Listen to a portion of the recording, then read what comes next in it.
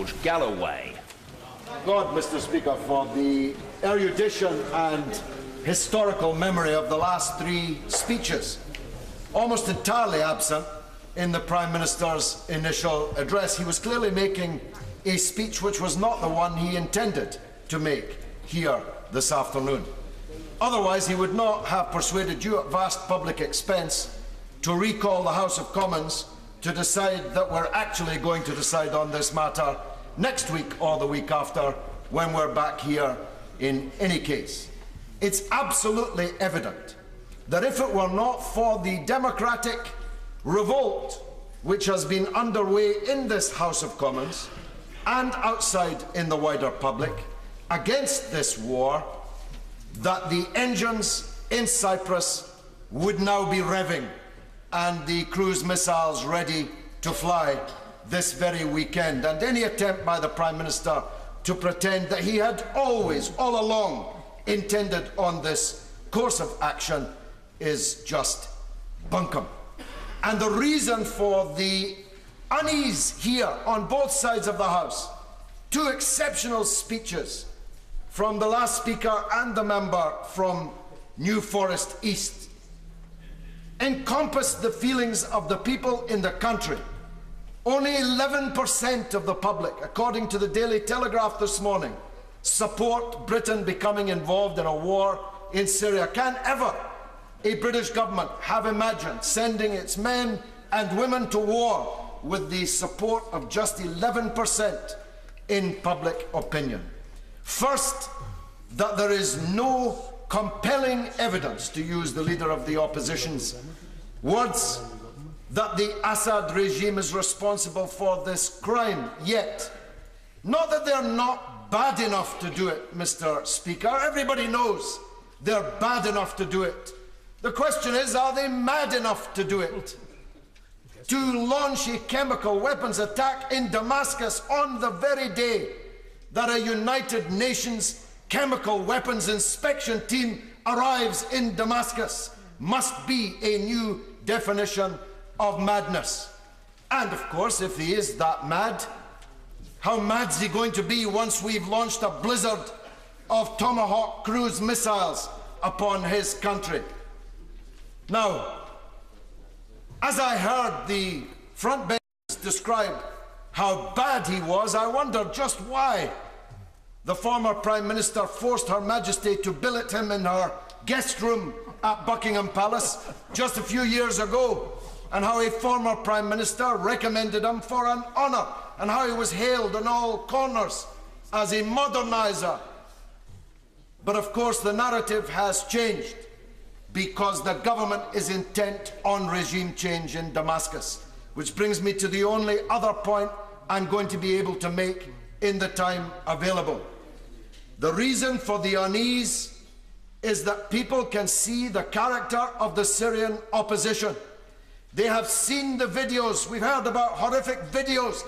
Take a look at the video of one of the commanders of the Syrian revolution cutting open the chest of a human being and eating his heart and liver and videotaping himself and putting it up on YouTube because he thought it might be considered attractive. Take a look at the videos of Christian priests having their heads sawn off, not chopped off, sawn off with bread knives. Even a bishop in the Christian church was murdered by these people.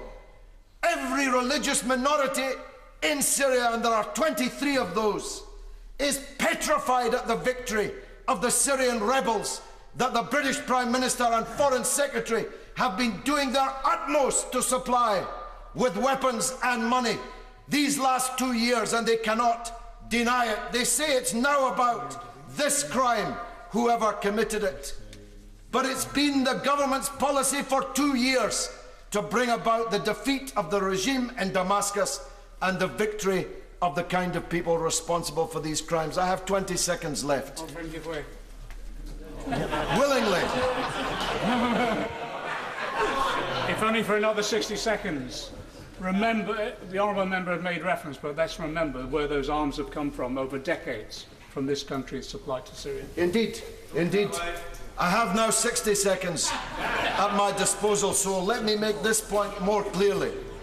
When did Russia and China, 2.5 billion people, cease to be members of the international community? Who are you on the other side to decide what the international community thinks should do? If you're unable to persuade the Security Council to go along with your point of view, who are you to decide that you will launch a war in any case?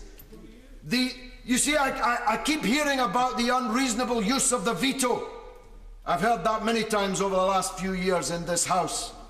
The United States has vetoed every attempt to obtain justice for the Palestinian people and to punish and issue retribution for international law-breaking on the part of Israel, and nobody in this House has said one word about it. Yes, I'll give way. Very grateful for the honourable member for giving way to me.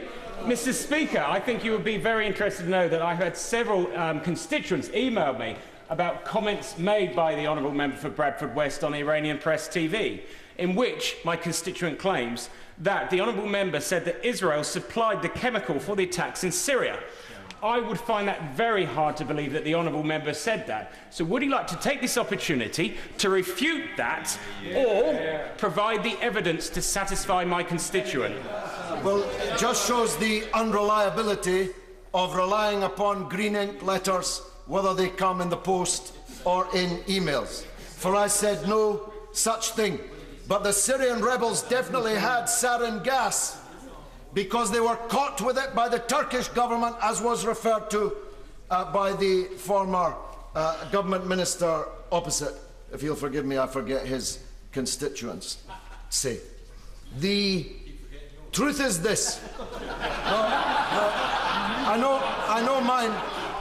I know mine, it's where I gave you such a bloody good hiding just over a year ago.